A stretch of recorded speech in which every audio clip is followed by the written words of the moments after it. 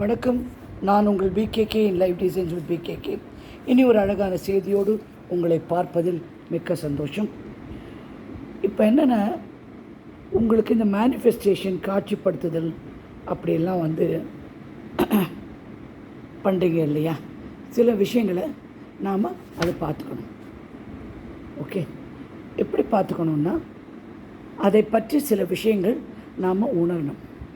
எப்படி அப்படின்னா, இது வெறும் ஒரு மேனிஃபெஸ்டேஷன் பண்ணுறது நம் ஆசையை நிறைவேற்றுவது மாத்திரமல்ல, அதற்கும் பல மடங்கு பெரிய விஷயம். உங்களால் மேனிஃபெஸ்ட் பண்ணி இது நடக்க முடியும், இது நடந்தது, ஒரு காரியம் நடந்ததுன்னா அது ரொம்ப பெரிய விஷயம்.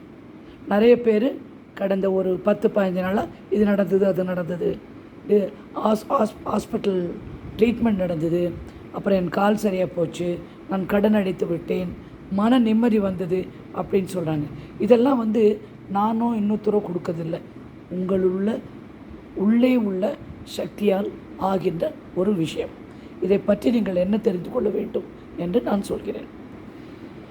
இந்த மேனிஃபெஸ்டேஷன் பண்ணும்போது நீங்கள் ஒவ்வொரு எண்ணங்களையும் காட்சிப்படுத்தி, அதை மேனிஃபெஸ்டேஷன் பண்ணி, அதில் உள்ள எண்ணங்களை வரவழைச்சு, அதில் உள்ள சந்தோஷங்களெல்லாம் வரவழைச்சு அதை உங்கள் நிஜ வாழ்க்கைக்கு கொண்டு வரீங்க.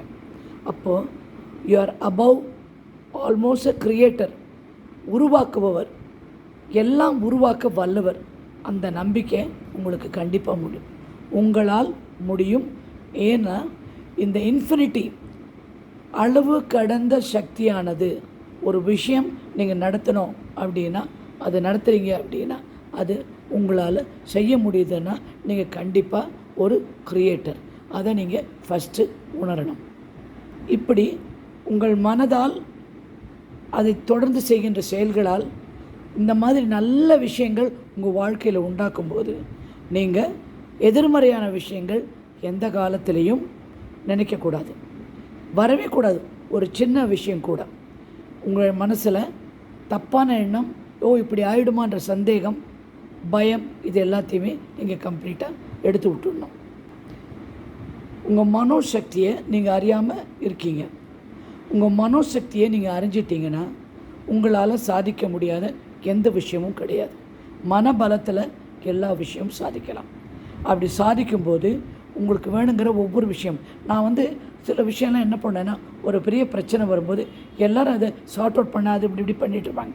நான் ஒரு நோட் புக் உட்காந்து, இந்த ப்ராப்ளம் இப்போது சால்வ் ஆகிவிட்டது, முடிந்து விட்டது, பிரபஞ்சத்துக்கு நன்றி அப்படின்னு ஒரு பேஜ் ஃபுல்லாக ஒரு 55 தடவை எழுதி முடிச்சு புக்கை வச்சுட்டு பேசாமல் இருந்துடுவேன். பார்த்தா நான் எழுதி முடிக்கிறதுக்கும் அந்த ப்ராப்ளம் சால்வ் ஆகிறதுக்கும் கரெக்டாக இருக்கும். ப்ராப்ளம் இல்லாத மனுஷனே கிடையாது. எனக்கும் ப்ராப்ளம் இருக்குது, எனக்கும் விஷயங்கள் வரும், இதெல்லாம் நடக்கும். ஆனால் இந்த மனோசக்தியால், இதை நாம் இந்த ஈர்ப்பு சக்தியால் நல்ல விஷயங்கள் மாத்திரம் நம் வாழ்க்கையில் நடக்கும்னு சொல்லி நாம் முடிவு பண்ணி அதை ப்ரேயர் பண்ணணும். இன்னொரு தப்பு என்ன பண்ணுறோன்னா, நம்மளால் இவ்வளோ தான் முடியும் அப்படின்னு சொல்லி ஒரு 4 கோடு போட்டு அந்த கட்டத்துக்குள்ளே உட்காந்து நம்ம கை, கால், மனசு எல்லாத்தையும் சங்கிலி போட்டு கட்டி வச்சிடுறோம். அந்த சங்கிலியெல்லாம் நீங்கள் உடை தெரிய வேண்டும். எல்லையற்ற சக்தி படைத்தவர் நீங்கள். கண்டிப்பாக ஒவ்வொருத்தர்கிட்டையும் எல்லையற்ற சக்தி இருக்குது. அதை நீங்கள் கண்டிப்பாக உணரணும், கண்டிப்பாக இருக்குன்னு நம்பணும். அந்த எல்லையற்ற சக்தியில் என்னெல்லாம் கெடுதலும் செய்ய முடியும், ஆனால் நீங்கள் நன்மை மாத்திரம் செய்து பழகினால் உங்களுக்கு நீங்கள் விரும்பிய அனைத்தும் உங்களிடம் வந்து சேரும். இது ஒரு பாடமாக எடுத்துக்கொள்ளுங்கள். இப்போ இந்த வேண்டாத விஷயம்லாம் எப்படி வாழ்க்கைக்குள்ளே மனசுக்குள்ளே வருதுன்றதை அடுத்த எபிசோடில் பார்க்கலாம். இனி ஒரு நல்ல செய்தியோடு உங்களை சந்திப்பதில் மகிழ்ச்சி அடைகிறேன்.